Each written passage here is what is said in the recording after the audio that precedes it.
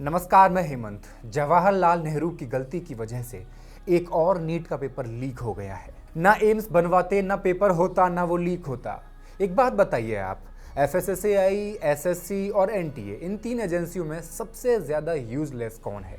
क्योंकि इसका फैसला करना हमारे बस की बात तो नहीं है। तीनों का काम एक जैसा है। आप तीनों की शक्ल मिलती है, जुड़वाओ। अगर निकम्मापन ओलंपिक में कोई कैटेगरी होती तो ये एजेंसियां सिल्वर और ब्रॉन्ज तो जीत जाती, लेकिन गोल्ड नहीं जीत पाती। गोल्ड कोई और जीत ले जाता। एक खाने में मिलावट नहीं रोक पाती, दूसरी नॉर्मलाइजेशन की आड़ में खेल खेल रही है, तीसरी पेपर छापकर बच्चों तक बिना लीक किए हुए नहीं पहुंचा पा रही। ये दिनेश बिमवाल, भाजपा का नेता, राजस्थान के एजुकेशन मिनिस्टर के साथ खड़ा हुआ है। इसने अपना पूरा कुनबा डॉक्टर बनवा दिया भाई साहब, पेपर लीक करवा करवा के। इसके घर के 5 बच्चे पहले ही नीट निकाल चुके हैं, तब भी पेपर लीक हुआ था, लेकिन एनटीए को कानों कान खबर नहीं हुई इसकी आज तक। इस साल भी अपने भतीजे ऋषि के लिए पेपर लीक किया इसने। अब ऋषि की मार्कशीट देखो, 12th में 50% लाने वाला ऋषि इस बार नीट में 720 में से 600 नंबर का पेपर करके आया है। मैं सोचता हूँ पेपर लीक की भी अपनी एक अलग इकोनॉमी होती होगी ना। बड़ा ही इनोवेटिव तरीका होता होगा रोजगार तलाशने का, देने का। पेपर लीक करो और लाखों में बांट दो, लाखों कमाओ। इतने तेजस्वी लोग हैं हमारे पास। एनटीए गऊ आदमी है भाई, किसी से कुछ नहीं कहता है। राजस्थान का कोचिंग हब माना जाता है सीकर। यहाँ के एक एग्जाम सेंटर पर 150 बच्चे नीट में सेलेक्ट हुए।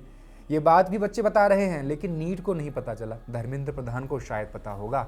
ओह, लेकिन वो गुजरात के सीएम से आत्मीय भेंट करने में बिजी हैं। और वो कहाँ गए यार, वो जो एयरपोर्ट पर 10 रुपए का समोसा वाला मुद्दा उठाकर युवाओं के हक की लड़ाई लड़ रहे थे। मुझे कुछ दिखाई नहीं दे रहा माँ। राघव चड्डा शायद नीट के बच्चों के लिए कोचिंग की कैंटीन में पेटीज सस्ती कराने की तैयारी कर रहे होंगे, या गंगा को काशी से होकर इस्लामाबाद वापस ले जा रहे होंगे, उल्टी घुमा रहे होंगे। युवा पूछ रहे हैं, रील मास्टर ने ना कोई रील काटी ना बयान दिया। जेनजीज पूछ रहे हैं, Raghav bro where have you gone? कहीं आंख ठीक कराने लंदन तो नहीं पहुंच गए? पता नहीं ऐसे डेंजरस सिचुएशन में मैं ऑटोमेटिकली आगे कैसे आ जाता। राघव ब्रो का ट्विटर अकाउंट ऐसा शांत क्यों पड़ा है, जनता जानना चाहती है। चेक करो गाइस, केजरीवाल ने उनके वाईफाई का तार तो नहीं कटवा दिया है। इसमें जरूर मोदी जी का हाथ है। Now come to the next segment, international बकैती। बकैती का लेवल इंटरनेशनल है। हम अक्सर एक बात सुनते हैं कि साउथ की राजनीति, साउथ इंडिया की, नॉर्थ इंडिया से ज्यादा प्रोग्रेसिव है। वहां नेता पढ़े लिखे हैं, अंधविश्वास वहां टिकता ही नहीं। लेकिन वेट, विजय ने ये किसको अपने ऑफिस में ओएसडी नियुक्त कर दिया भाई? एक ज्योतिषी को। नाम है रंधन पंडित। आपसे बेटर उम्मीद किए थे हम। तमिलनाडु की राजनीति में बवाल मचा हुआ है इस वक्त। विधानसभा में विश्वास प्रस्ताव के दौरान भी इस नियुक्ति को लेकर हंगामा हो गया। आखिरकार दबाव बढ़ने पर विजय को कहना पड़ा कि हम इस फैसले पर दोबारा विचार कर लेंगे यार, हटा देंगे। और कुछ समय बाद अपना फैसला उन्होंने वापस ले लिया। सबसे दिलचस्प बात यह रही कि विरोध विजय की गठबंधन सहयोगी पार्टियों ने भी किया था। कांग्रेस ने कहा, आखिर एक ज्योतिषी को राजनीतिक ओएसडी बनाने की जरूरत क्या है? आप पूरे चुनाव में बाबा साहब की तस्वीर लेके घूम रहे थे कि नहीं घूम रहे थे हैं? और पद दे रहे हैं आप ज्योतिषियों को, चलेगा ऐसे? बात तो सही है। अगर बकैती की बात हो और उसमें मोदी जी का नाम ना आए तो ये कैसे संभव हो सकता है? नाम मोदी काम, if you know you know. तो यही तो मेरा काम है। इस हफ्ते मोदी जी ने एक नसीहत दी, सोना मत खरीदो। मैं आप सबसे, देशवासियों से आग्रह करूंगा कि जब तक हालात सामान्य न हो, हम सोने की खरीद को टालें। गोल्ड की जरूरत नहीं है। देश में सोना खरीद कौन रहा है? अब मोदी जी ने बोला है तो कुछ सोच समझ कर ही बोला होगा। अच्छा, मिडिल क्लास के लिए बड़ी फक्र की बात है कि उन्हें देश के प्रधानमंत्री ने सोना खरीदने के काबिल तो समझा। वाह मोदी जी वाह। बांग्लादेश, जिसे हम हमेशा एक गरीब, पिछड़ा पड़ोसी मानते आए हैं, वो पर कैपिटा इनकम में भारत से आगे निकल चुका है। ये मेहरबानी मोदी जी की है। उसमें मोदी को कुछ कहने की जरूरत नहीं है। मोदी जी की उदारता देखिए, एक गरीब देश को हमने आगे निकलने दिया है। और लोग मोदी जी पर नार्सिसिस्ट होने का आरोप लगाते हैं। जीडीपी की बात कर लो यार। हर कोई हंसते हुए चेहरे बोल रहा है, नहीं मोदी जी ने अच्छा किया। तो भारत कुछ महीने पहले दुनिया की चौथी सबसे बड़ी अर्थव्यवस्था थी, अब छठी रह गई कि नहीं रह गई? उदारता। माफ मोदी को करना ही नहीं चाहिए। मोदी जी चाहते तो इसका क्रेडिट भी ले सकते थे, लेकिन उन्होंने नहीं लिया। मुझे क्रेडिट नहीं चाहिए। उदारवादी मोदी जी। और ये गिरावट इसलिए नहीं है कि बाकी देशों ने अच्छा किया है, वो ऊपर चढ़ गए हैं, नहीं, ये हमारी खुद की नीतियों का नतीजा है। हमारा रुपया सिर्फ डॉलर के मुकाबले नहीं गिर रहा है, बल्कि बांग्लादेशी टका के सामने भी गिर रहा है, यहाँ तक कि पाकिस्तानी रुपया के सामने भी गिर रहा है। अच्छे दिन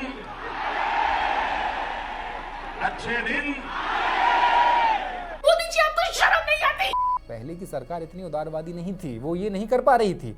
2004 से 2014 के बीच मनमोहन सिंह जी के 10 साल के कार्यकाल में भाई साहब भारत की पर कैपिटा इनकम 150% का इजाफा करके आगे बढ़ रही थी, लेकिन मोदी जी ने इसे अगले 12 सालों में 2014 से 26 तक 80% ही रखा। देश जो सजा करेगा वो सजा भुगतने के लिए तैयार है। बड़े भाई का किरदार निभाते हुए अपने छोटे छोटे भाइयों को पड़ोसी देशों को तरक्की करने का मौका दिया। आज भारत की पर कैपिटा इनकम करीब $250 के आसपास है। मनमोहन सिंह वाली रफ्तार अगर हमने पकड़ी रही होती तो $4500 के ये पार पहुंच गई होती। अब मोदी जी की बात मानो और सोना मत खरीदो, लेकिन 1 मिनट, मेरी माताओं बहनों, ये आपका मंगलसूत्र भी बचने नहीं देंगे। सोने का मंगलसूत्र तो कांग्रेस छीनने वाली थी, ये कौन मना कर रहा है कि सोना मत खरीदो? अरे ये आदमी इतना हमें मूर्ख बनाता था। शादी ब्याह होंगे, आप मंगलसूत्र नहीं खरीदने दे रहे हैं बच्चों को, इतना बड़ा धोखा। और सुनार लोग वो क्या करेंगे भाई? अच्छा, उन्होंने तो शेर पाला था, ठीक है, सोना नहीं लेना है, ना विदेश यात्रा पर जाना है, और ये बात खास तौर पर ध्यान रखनी है क्योंकि मोदी जी दोबारा बताने नहीं आ पाएंगे। वो जा रहे हैं 5 देशों की सैर करने के लिए। अरे हम तो फकीर आदमी हैं, झोला लेके चल पड़ेंगे जी। और हम भी चलते हैं अगले सेगमेंट पर, नाम है गोदी मीडिया मोमेंट्स। मोदी जी 2 गाड़ियों के छोटे काफिले में निकले। टीवी एंकर, ट्विटर वाले पत्रकार, यूट्यूब कमेंटेटर सब एक साथ ये बताने लगे प्रधानमंत्री जी ने देश के लिए बहुत बड़ा त्याग कर दिया है। मजेदार बात यह रही कि लगभग एक ही समय पर सबके ट्वीट और पोस्ट आना शुरू हो गए।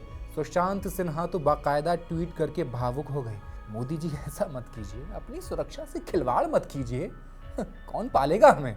उधर अमन चोपड़ा, रूबिका लियाकत और बाकी कई चेहरे भी उसी वीडियो को लेकर पोस्ट करने लगे। सवाल यह है कि इन सबके दिमाग में एक साथ बिल्कुल एक जैसी दिशा में कैसे चलने लगते हैं? इतने दिमाग एक साथ, एक ही वीडियो, एक ही एंगल, एक ही भावना, एक ही नैरेटिव। कभी कभी तो सच में लगता है कि कहीं कोई बड़ा सर्वर लगा हुआ है जहां से सबको एक साथ अपडेट मिलता रहता है, कोई व्हाट्सएप ग्रुप टाइप। फिर जैसे ही मोदी जी वाला वीडियो चला, उसके बाद नेताओं की सादगी सीरीज शुरू हो गई। महाराष्ट्र के मुख्यमंत्री देवेंद्र फडणवीस बाइक से विधानसभा पहुंच गए। दिल्ली में रेखा गुप्ता के काफिले पर चर्चा होने लगी कि देखिए कितनी सादगी है। ऐसा लग रहा था जैसे देश में अचानक नेताओं के अंदर पेट्रोल बचाओ अभियान की आत्मा प्रवेश कर गई है। लेकिन इस पूरे ड्रामे का सबसे मज़ेदार हिस्सा आपने मिस कर दिया था, वो वीडियो जिसमें एक नेता बाइक पर जा रहा था छोटा काफिला दिखाने के लिए, लेकिन उस स्टंट को शूट करने के लिए पीछे कैमरे वाली गाड़ी खड़ी थी, हैं, सिक्योरिटी वाली गाड़ियां भी खड़ी थी, मीडिया वाली गाड़ियां भी लगी हुई थी। यानी जनता को दिखाया ये जा रहा है कि देखिए कितना छोटा काफिला है, और असल में उस छोटे काफिले को रिकॉर्ड करने वाले कैमरे के पीछे जो खड़ा हुआ है वो है असली राजा वाला काफिला। ओए टिक्की, ओए चूना लगा दिया। अब जनता को यह महसूस कराने की कोशिश की जा रही है कि देखिए नेता भी कितनी कठिन जिंदगी जीते हैं, सबको पता है नौटंकी है। अब देखना यह है कि नौटंकी कितने दिन चलती है। नेताओं के बीच कम चलेगी, लेकिन इनके जो कार्यकर्ता हैं भाई वो अब दिखाएंगे कि किस तरीके से नौटंकी की जाती है। दिखाते रहे हैं। बढ़ते हैं अगले सेगमेंट गुड न्यूज़ की तरफ। इस हफ्ते की सबसे अच्छी खबर, अकाउंट वापस आ गया। अकाउंट में 15 लाख नहीं आए हैं, और अकाउंट वो वाला भी नहीं है, और अकाउंट हमारा फेसबुक वाला भी नहीं है। अकाउंट है 4PM न्यूज़ का यूट्यूब चैनल, वो वापस आ गया है। कुछ दिन पहले केंद्र सरकार के निर्देश के बाद भारत में 4PM न्यूज़ का यूट्यूब चैनल ब्लॉक कर दिया था। वजह बताएगी राष्ट्रीय सुरक्षा। उफ, 4PM से राष्ट्रीय सुरक्षा पर संकट था, लेकिन ठीक से ये भी तो बताते हैं कि आखिर गलती क्या थी 4PM की तरफ से, आखिर गलती क्या हुई, कौन सी वीडियो में क्या गलत बोल दिया। 4PM की ओर से अखिल सिब्बल ने दलील दी कोर्ट में कि जब आदेश ही नहीं दिया गया, कारण ही नहीं बताया गया, तो भाई बचाव किसका करूं मैं, किसकी दलील दूं, क्या बोलूं। तो सरकार की तरफ से कहा गया कि एक इंटर डिपार्टमेंटल कमेटी है, उसने चैनल की जांच करी और उनको लगा कि कंटेंट आपत्तिजनक है, हटा दो। लेकिन कोर्ट ने एक बहुत अहम सवाल पूछा।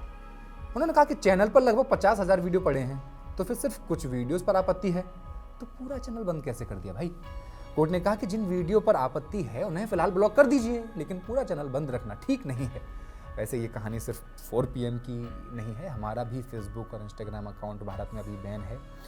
कानूनी लड़ाई चल रही है, हम लड़ रहे हैं। आपसे उम्मीद बस ये है कि चैनल को सब्सक्राइब कर दिया करिए और इंस्टाग्राम को फॉलो कर लिया कीजिए।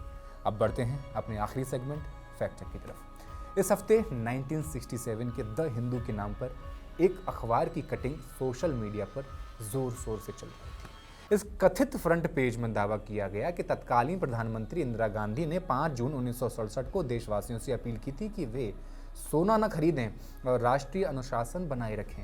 बीजेपी सपोर्टर ये दिखाने लगे कि देखो भाई, इंदिरा गांधी ने भी ऐसा ही किया था और अब मोदी जी ने ऐसा कर दिया तो इसमें कौन सी बुराई है। राजदीप सरदेसाई सर, आपसे ये उम्मीद नहीं थी। आपने ये कटिंग शेयर करते हुए लिख दिया कि भारत में चीज़ें बदलती कम हैं, बस दौर बदल जाता है। 1967 से 2026 तक वही कहानी चल रही है। हालांकि बाद में उन्होंने अपना पोस्ट डिलीट कर दिया। टीवी चैनल टाइम्स नाउ ने भी शुरुआत में इस कटिंग पर रिपोर्ट चलाई। बीजेपी सांसद निशिकांत दुबे ने भी यह कटिंग शेयर करी। बीजेपी समर्थक गौरव प्रधान और बीजेपी नेता गौरव वल्लभ ने भी इसे सोशल मीडिया पर फैलाया। कितने नाम लेंगे, कम पड़ जाएंगे, इनका काम ही यही है, फेक न्यूज़ फैलाइए। लेकिन जब इस वायरल तस्वीर की जांच की गई तो कई गड़बड़ियां सामने आ गईं। फैक्ट चेक के दौरान 1967 के असली द हिंदू के पुराने एडिशंस देखे गए। तुलना करने पर पता चला कि असली द हिंदू हमेशा से 8 कॉलम वाले ब्रॉडशीट फॉर्मेट में छापता रहा है, जबकि वायरल कटिंग के सिर्फ 5 कॉलम दिखाई दे रहे हैं, जो किसी टेबलॉइड अखबार जैसा लग रहा है। इतना ही नहीं, अखबार की टैगलाइन भी अलग थी। असली द हिंदू में इंडियाज़ नेशनल न्यूज़पेपर लिखा जाता था, जबकि वायरल कटिंग में इंडियन नेशनल न्यूज़पेपर लिखा हुआ था। इनको तो अच्छे से फेक न्यूज़ भी फैलाना नहीं आता था। अब इसके बाद द हिंदू ग्रुप ने आधिकारिक बयान जारी कर कहा कि वायरल हो रही ये फ्रंट पेज की जो तस्वीर है फर्जी है, हमारी नहीं है। अब द हिंदू की पॉलिटिकल एडिटर हैं निस्तुला हैबर। उन्होंने भी असली फ्रंट पेज और वायरल तस्वीर की तुलना शेयर कर दी और बता दिया कि ये सब फर्जी है। असल में 6 जून 1967 के दिन अखबार की सबसे बड़ी खबर अरब इजराइल युद्ध की थी, न कि सोना खरीदने पर कोई अपील थी। यानी साफ है कि सोशल मीडिया पर द हिंदू के नाम से जो कटिंग फैलाई गई वो नकली थी। ये हैं इस हफ्ते के हाईलाइटेड कमेंट्स। ये आखिरी सेक्शन है, इस बार नया ऐड किया गया है। अंबिका यादव लिखते हैं, ये सब देखने के बाद यही आभास होता है कि हमारा समाज सच में मूर्ख और बेवकूफ़ों से भरा पड़ा है। अकबर अली लिखते हैं, झालमुड़ी को राष्ट्रीय नाश्ता घोषित कर दो। रवि धालीवाल अपना माथा पटक के लिख रहे हैं कि भाई रे, incredible India, I am thinking to become बाबा और पॉलिटिशियन। सही सोच रहे हैं रवि जी। ज्योति राणा लिखती हैं, वोट के लिए ये जूते भी चाटेंगे, जब जीत जाएंगे तब जूते मारेंगे। उफ, आपके पर्सनल व्यूज़ हैं। समीर ट्रेडर लिखते हैं, हेमंत भाई, ये जो आज आपने न्यूज़ बोला स्टाइल मस्त है, माय फेवरेट चैनल मॉलिटिक्स। अच्छा ऐसा है तो सब्सक्राइब कर दीजिए, दोस्तों को भी करवाइए। अब इन कमेंट्स की आप रील काटिए और हमें टैग करते हुए शेयर कीजिए। फिलहाल इस एपिसोड में बस इतना ही। हफ्ते की हाइलाइट्स का ये एपिसोड आपको कैसा लगा, कौन सा पार्ट ज़्यादा मज़ेदार लगा और कौन सा ख़राब लगा, कहाँ हमें अच्छा करने की ज़रूरत है, कहाँ हम अच्छा कर रहे हैं, हमें कमेंट सेक्शन में बताते रहिए, क्योंकि हम करने वाले हैं आपके मज़ेदार 5 कमेंट्स को highlight in the next episode of हफ्ते की हाइलाइट्स। मिलते हैं अगले हफ्ते। शब्बा खैर।